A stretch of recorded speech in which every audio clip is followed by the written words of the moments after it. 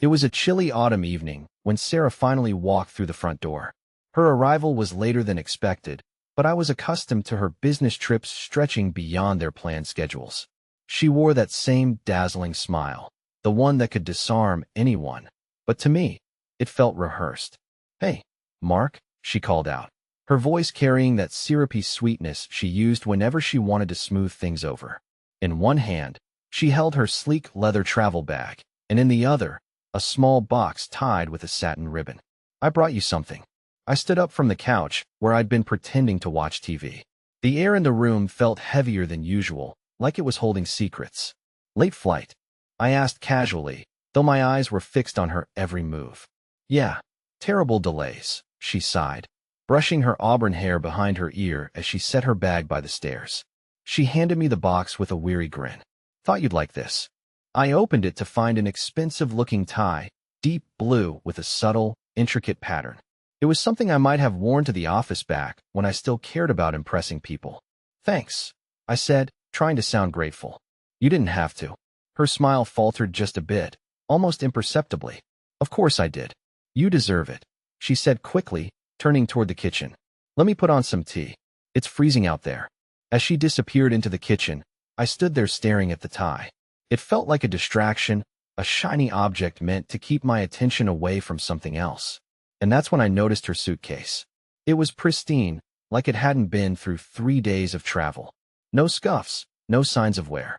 Sarah was meticulous, but even she couldn't keep luggage that spotless after airports and taxis.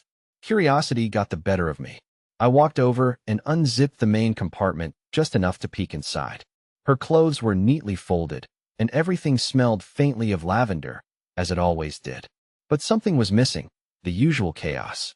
No tangled cords, no loose receipts, no sign of a rushed pack-up. It was too perfect, like it had been staged. "Mark," Sarah's voice called from the kitchen, snapping me out of my thoughts. "Can you grab my charger from the living room? My phone's about to die." Her tone was light, but I could hear the strain in it. She was testing me, seeing if I'd leave her things alone. I zipped the suitcase back up and grabbed her charger from the end table. When I handed it to her, she gave me that dazzling smile again, but her eyes darted to the suitcase for just a split second. The rest of the evening passed in a strange dance of politeness. She asked about my week, laughed at my half-hearted jokes, and even suggested we watch a movie together. But something felt off. She was trying too hard, as if she needed me to believe everything was normal. Around midnight, after she had gone to bed, I sat in the dark living room, my mind racing. The cracks in her story were small, but glaring. She had mentioned her hotel was near the airport, but her flight delay story didn't match up with the timeline. She talked about dining with colleagues, but never gave a single name. And that suitcase, it kept replaying in my mind. I needed answers, but I wasn't ready to confront her outright, not yet. So, I did something I never thought I'd do. I waited until I was sure she was asleep, then crept into the bedroom and grabbed her phone. It wasn't locked, which surprised me. Sarah was usually careful about these things. As I scrolled through her messages, nothing seemed out of the ordinary. Work emails, a group chat with her colleagues, and some texts to her mom. It all seemed normal. Too normal. Just as I was about to give up, I noticed a notification pop up from an app one didn't recognize. The icon was a simple black square with a white K. My heart pounded as I opened it, only to be greeted by a screen asking for a passcode. Whatever this app was, it held the answers I needed. But for now, I had nothing but questions and a growing sense of dread that my life was about to change forever. I didn't sleep that night. Every time I closed my eyes, the black square with the white K flashed in my mind. What was it? Why did she need a separate app for communication? And more importantly, why did she lock that while leaving her main phone open for me to see? It felt deliberate, like breadcrumbs leading me to, what exactly? A confession? A trap? By morning, I had resolved to figure it out, but Sarah was already up before me. She stood by the kitchen counter, sipping her coffee and scrolling through her phone. Her hair was still damp from the shower, and she was dressed in a crisp white blouse and black pants, her usual back-from-work trip, back-to-business outfit. She looked composed, too composed. "Morning, Mark," she said, her voice light and cheerful. "Sleep well?" "Yeah, sure," I lied, forcing a smile. "You're up early." "Lots to catch up on," she replied, setting her coffee mug down and grabbing her bag. I'm heading to the office for a bit. I won't be long. The office? I asked, trying to keep my tone neutral. Didn't you just get back last night? Don't you need a break? She laughed softly, brushing off my concern. You know me. Always something to do. I'll see you later, okay? Before I could respond, she kissed me on the cheek and breezed out the door, leaving the faint scent of lavender in her wake. I stood there for a moment, staring at the door, my mind racing. Something wasn't adding up. She never went to the office the morning after a trip. It was one of her few unwritten rules. She always claimed she needed time to reset. The moment her car disappeared down the street, I sprang into action. Her suitcase was still sitting by the stairs, untouched since last night. I hesitated for a moment, guilt creeping in, but then I reminded myself, she's hiding something. I opened the suitcase fully this time, careful not to disturb the meticulously folded clothes. That's when I found it. A small, glossy folder tucked beneath her neatly packed blouses. It wasn't something her company would use. The logo on the front was unfamiliar, a golden crest with a foreign-sounding name. I opened it, and my heart nearly stopped. Inside were 2 tickets to an upscale gala in Chicago, dated just 2 days ago. A gala she had never mentioned. My hands shook as I flipped through the folder. There was a receipt for an expensive dinner, signed with a flourish that looked suspiciously like Sarah's handwriting. But what really caught my attention was a photo tucked into the back of the folder. It was a candid shot of Sarah laughing with a man I'd never seen before. He was tall, with slick back hair and a designer suit that probably cost more than my car. His hand rested casually on her waist, like they'd done this 1,000 times before. The way she looked at him, her eyes sparkling, her smile genuine, was a look I hadn't seen directed at me in years. My stomach churned as I shoved the folder back into the suitcase exactly as I'd found it. My mind raced with questions. Who was he? Was he just a business contact, or was there more to their relationship? And why hadn't she mentioned the gala? I didn't have long to dwell on it. An idea struck me, one I hated myself for even considering, but desperation has a way of erasing moral boundaries. I grabbed her laptop from the living room and opened it, praying she hadn't logged out of everything. She hadn't. Her email was mostly work-related, but then I found a folder marked personal. Inside were dozens of messages, some months old, between her and someone named Kevin. The name wasn't familiar, but the tone of the emails sent chills down my spine. They weren't graphic, but they were intimate in a way that was undeniable. Dinner was incredible last night, one message read. You always know how to make me feel special, another said. Can't wait to see you at the gala. I'll wear that dress you love. I slammed the laptop shut, my hands trembling. It wasn't just suspicion anymore, it was proof. Proof that the woman I'd spent over a decade with, the woman I thought I knew better than anyone, had been lying to me. And yet, despite the anger boiling inside me, I couldn't bring myself to confront her. Not yet. I needed more. If I went to her with accusations and she twisted it into a misunderstanding, I'd lose my chance to uncover the full truth. So I waited, and I watched. Sarah returned a few hours later, her usual confidence on full display. She smiled as she walked through the door, carrying a takeout bag from my favorite burger place. Thought you might be hungry, she said, placing it on the counter. Thanks, I said, trying to sound casual. She leaned against the counter, studying me. You okay? You seem distracted. I forced a laugh. Just tired. Didn't sleep great. She nodded, her eyes lingering on me for a moment longer than necessary. Then, with that same practiced ease, she changed the subject. I was thinking we could go out this weekend. Maybe have a nice dinner, just the two of us. It's been a while. I nodded, but inside, my mind was racing. I needed a plan, a way to figure out just how deep her lies went. And as fate would have it, my opportunity came sooner than expected. That evening, while Sarah was in the shower, her phone buzzed on the nightstand. It was a message from Kevin. Can't stop thinking about last weekend. Let's meet again soon. I stared at the screen, my heart pounding in my chest. This was it, the confirmation I needed. But I wasn't ready to confront her yet. Not until I had everything. Not until I could destroy her web of lies once and for all. The game was on, and Sarah didn't even know she was playing. I stood there, staring at Sarah's phone, my mind racing. The message from Kevin was brief, but damning. I felt a knot tighten in my stomach, but I couldn't let my emotions get the better of me. Not yet.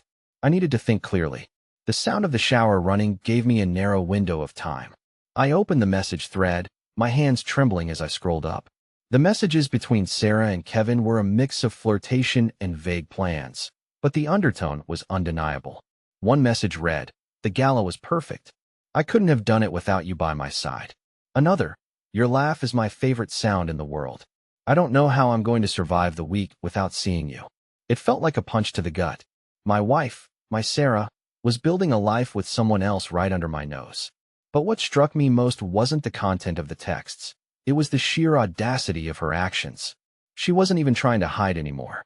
Just as I was about to put the phone down, I noticed an attachment in one of Kevin's older messages, a photo. Against my better judgment, I tapped on it. The image that loaded made my blood run cold. It was Sarah, standing on the balcony of what I assumed was her hotel room. She was wearing a dress I'd never seen before, a sleek red gown that hugged her figure perfectly. She looked radiant, glowing even. And she wasn't alone. Kevin was standing next to her, his arm around her waist, holding a champagne flute. They looked like a couple straight out of a magazine. Perfectly coordinated, perfectly happy. It was like I didn't exist. The shower turned off, jolting me back to reality. I quickly locked the phone and set it back on the nightstand just as Sarah stepped into the room, wrapped in a towel. "You okay?" she asked, toweling her hair dry. I nodded, swallowing the lump in my throat. "Yeah, just thinking about work." She smiled, oblivious to my discovery. "Well, don't think too hard. You'll give yourself wrinkles." I forced a laugh, but inside, my mind was racing. I needed to get ahead of this. Sarah was playing her game, and now I had to play mine.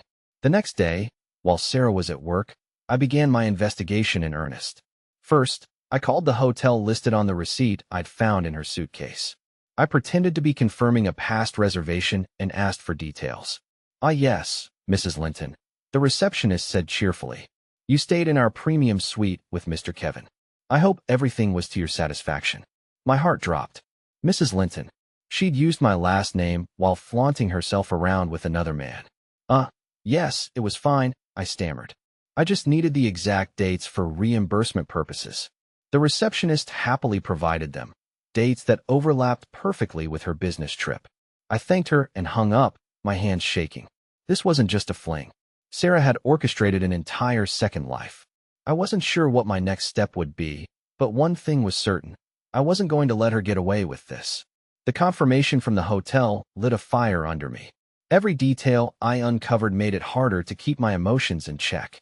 The betrayal wasn't just emotional. It was calculated, methodical. Sarah had crafted her lies with precision, weaving them into a narrative I'd blindly believed for years. That evening, Sarah came home as if nothing had happened.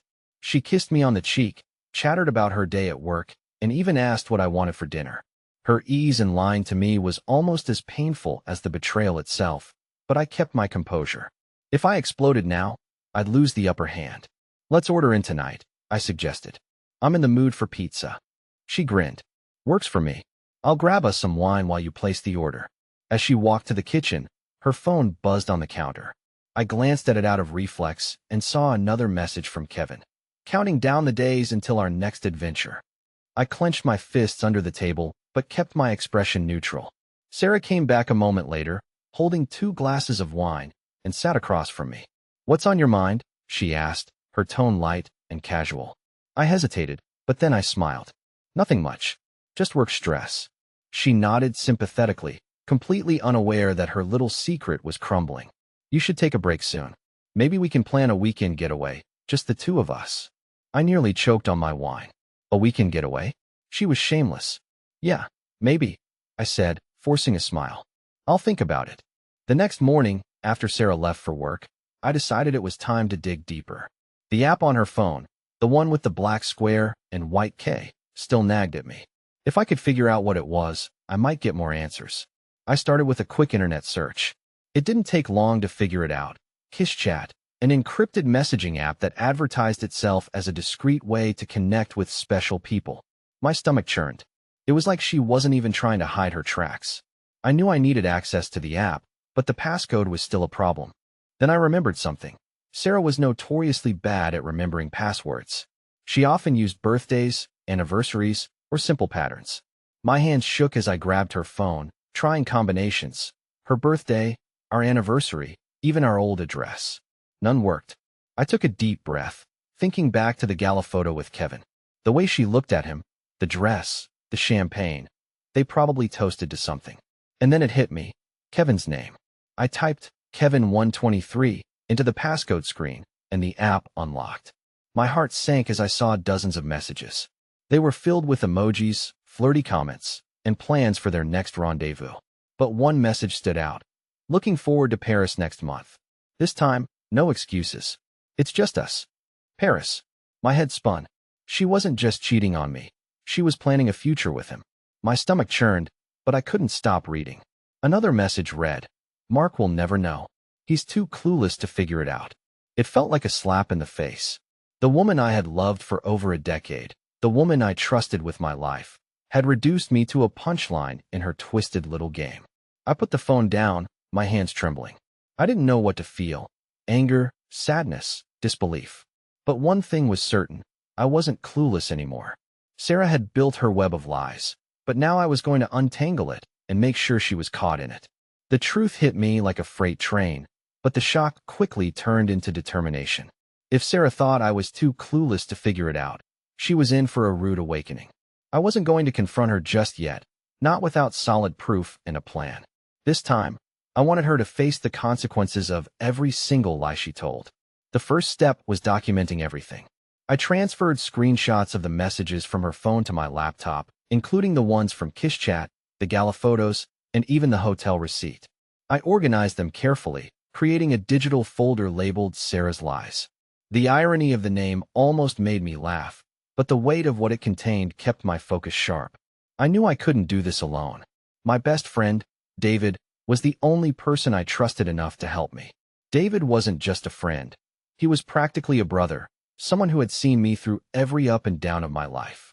He'd always had a sharp eye for sniffing out BS, and I needed his perspective. Later that evening, I met David at a local bar.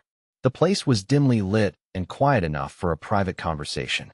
He raised an eyebrow when he saw me, immediately sensing something was wrong. "Mark, you look like hell," he said, sliding a beer across the table toward me. "What's going on?" I took a deep breath, then opened my laptop and turned it toward him. "This," I said, pulling up the folder. David scrolled through the messages and photos, his expression shifting from confusion to anger. "What the hell, man? This is Sarah. Are you serious?" "Dead serious," I said, my voice heavy. "She's been seeing this guy, Kevin, for who knows how long. She's been lying about her work trips, lying about everything." David let out a low whistle, shaking his head. "I can't believe this. She's always been so put together. I never thought she'd do something like this." "Well, now we both know," I said bitterly, taking a swig of my beer. "But I need your help. I can't just blow up on her and let her spin this into some sob story. I need a plan to catch her red-handed." David leaned back in his chair, thinking. "You've got the evidence, that's for sure. But if you want to corner her, you need to hit her where she doesn't expect it." "What do you mean?" I asked, leaning forward. "She's careful, right? Smart enough to keep most of this hidden. But she probably assumes you're still in the dark. Use that. Set her up to slip. Make her expose herself." David's advice stuck with me over the next few days. I kept things as normal as possible around Sarah. I smiled when she smiled, laughed when she laughed, and pretended I was the clueless husband she thought I was. But beneath the surface, I was laying the groundwork for her downfall. The opportunity came sooner than I expected. One evening, as we were having dinner, Sarah casually mentioned that she'd be traveling to New York for another work trip the following weekend. My pulse quickened, but I kept my face neutral. "New York, huh? Sounds exciting," I said, stabbing a forkful of pasta. "How long will you be gone?" "Just a couple of days," she said, not meeting my eyes. "It's a big conference. Lots of networking." "Of course," I said with a smile. "You're great at those." Her relief was almost palpable. She had no idea I was already 2 steps ahead. When Sarah left for her trip the following Friday, I put my plan into action. David had helped me rent a GPS tracker and a small voice recorder, both of which I discreetly planted in her suitcase earlier in the week. I knew it was extreme, but at this point, I needed undeniable proof. Sure enough, by Saturday evening, the GPS showed that Sarah wasn't anywhere near a conference center in New York. Instead, She was in a small town an hour outside the city, a place with no obvious business relevance. My heart pounded as I watched the blinking dot on my screen. I dialed David. She's not in New York, I said. She's somewhere else entirely. What's the address? He asked. I rattled it off, and David paused. That's a high-end resort. I know the area. People go there for romantic getaways, not business conferences. I clenched my jaw. That's all I needed to know. The final piece of the puzzle came when I listened to the audio from the recorder. Sarah's voice was clear as day, laughing and chatting with Kevin. Their conversation confirmed everything. The lies, the affair, even their plans to travel to Paris together. It was all out in the open now. Sarah had left no room for excuses, no room for manipulation. The only question left was how I was going to confront her. And I already had an idea. Sunday night came faster than I expected. Sarah was scheduled to return home that evening, and I had everything ready. The GPS tracker confirmed she had left the resort earlier that afternoon, heading back toward our town. I felt a strange calmness wash over me. Not peace, but resolve. There was no turning back now. David came over an hour before she was supposed to arrive.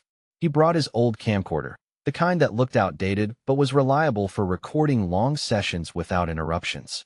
You sure about this? He asked as he set up the camera in the living room. I nodded, my jaw clenched. She's lied to my face for too long. It's time for her to own up to it. He adjusted the angle of the camera and looked at me. You've got everything you need. Proof.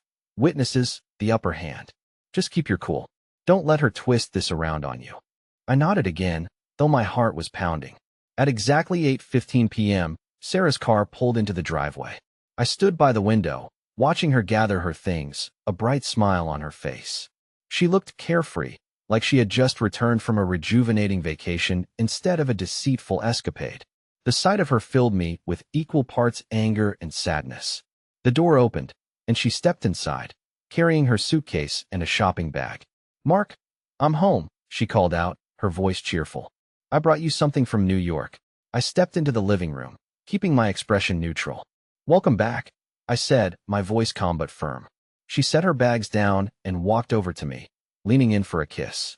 I turned my head slightly, and her lips brushed my cheek instead. She pulled back, looking slightly confused. Everything okay? Why wouldn't it be? I replied, crossing my arms. She laughed nervously. You seem different. Did something happen while I was gone? I stared at her for a moment, letting the silence hang in the air. Then I gestured toward the couch. We need to talk. Her smile faltered, but she quickly recovered. Sure. Let me just. No, I interrupted. Sarah froze, her eyes darting toward the bags by the stairs. Okay, she said slowly, walking over to the couch and sitting down. I remained standing, watching her closely. How was your trip? I asked, my voice devoid of emotion. It was fine, she said, forcing a smile. Busy as usual. Lots of meetings. Really? I said, tilting my head. Because I heard the resort outside New York is more about relaxation than meetings. Her face went pale. What are you talking about? I reached into my pocket and pulled out my phone, scrolling to the GPS logs and holding it up for her to see. This. You weren't in New York, Sarah. You were at a resort with Kevin. Her mouth opened and closed like a fish out of water, but no words came out. I didn't give her a chance to recover. I walked over to the coffee table and picked up a folder I had prepared, tossing it onto her lap. Go ahead. Open it. She hesitated, her hands trembling as she picked up the folder and flipped it open. Her eyes scanned the contents, screenshots of her messages with Kevin, photos from the gala, the hotel receipt, and even a transcript of the audio from the recorder. Her face crumpled as she looked up at me, tears welling in her eyes. Mark, I can explain. Explain what? I snapped, my voice rising. Explain how you've been lying to me for months? How you've been sneaking around with another man while pretending everything was fine. It wasn't like that, she said, her voice shaking. It was just a mistake, Mark, I swear. A mistake, I said, my anger boiling over. You don't plan trips to Paris with someone for a mistake. You don't spend weekends at resorts for a mistake. She started to cry, but her tears didn't move me. Please, Mark, let's talk about this. We can fix it. It didn't mean anything. Stop lying. I shouted, slamming my hand on the coffee table. I have every piece of proof I need, Sarah. Stop insulting me with your fake tears and pathetic excuses. She sat there sobbing into her hands, but I felt no sympathy. David stepped into the room then, the camcorder in hand, his presence a silent reminder that this confrontation was being documented. "What's he doing here?" she asked, her voice trembling. "He's here to make sure you don't twist the story when this is over," I said coldly. "I'm done being your fool, Sarah." Her tears stopped abruptly, and for the first time, I saw the real Sarah. Her face hardened, her eyes narrowing as she glared at me. "Fine," she spat. "If you want the truth, here it is. Kevin treats me better than you ever did. He makes me feel alive. What do you do, Mark? You sit at home, sulking about your mediocre life while I'm out there actually living." Her words hit me like a slap, but I didn't let them break me. I stood tall, staring her down. "Then go live with Kevin," I said. "Because as of this moment, you and I are done." The shock on her face was almost satisfying. She opened her mouth to protest, but I cut her off. "Pack your things, Sarah. You can explain this to Kevin when you move in with him." As she stormed out of the room, I felt a strange mix of relief and devastation. The woman I thought I knew was gone, replaced by someone I couldn't even recognize. But one thing was clear. I wasn't the clueless husband she thought I was, and I wasn't going to let her lies define my life any longer. Sarah stormed upstairs, her footsteps heavy on the wooden floor. I stood in the living room, my heart racing as I listened to her open and slam drawers. Her fury was palpable, but it didn't rattle me. For once, I wasn't the one scrambling to fix something. When she came back down, she was dragging 2 suitcases behind her, her face a mask of anger and desperation. "You're throwing away 12 years, Mark," she spat. "Over one mistake." "One mistake," I said, my voice low but firm. "Don't insult my intelligence. This wasn't a mistake, it was a choice. Repeated, deliberate choices." She flinched at my words, but didn't respond. Instead, she grabbed her purse and headed for the door. Before leaving, she turned to me, her voice venomous. "You'll regret this. You'll be lonely and miserable without me." I didn't reply. I just stood there, watching as she walked out of the house, slamming the door behind her. The silence that followed was deafening, but for the first time in months, I felt a sense of clarity. The days that followed were a whirlwind of emotions. I filed for divorce immediately, presenting the evidence I'd gathered to my lawyer. The process was quicker than I expected. Sarah didn't even fight it. It seemed she was too focused on her new life with Kevin to care about salvaging ours. But the fallout didn't end there. Word of her affair spread quickly through our social circles, thanks in part to David. I hadn't planned to expose her publicly, but when people started asking questions, I didn't hold back the truth. Sarah's reputation took a hit, but she seemed unbothered, flaunting her new relationship with Kevin on social media. It hurt to see at first, but eventually, I stopped looking. As for me, I started rebuilding. David's support was invaluable, and I threw myself into work and hobbies I'd neglected for years. It wasn't easy, but with time, the pain dulled. Sarah was right about one thing. I would be lonely for a while, but I'd rather be lonely than live a life built on lies. And in the quiet moments, when the house felt too big and the nights too long, I reminded myself of one simple truth. I deserved better. And now, I finally had the chance to find it.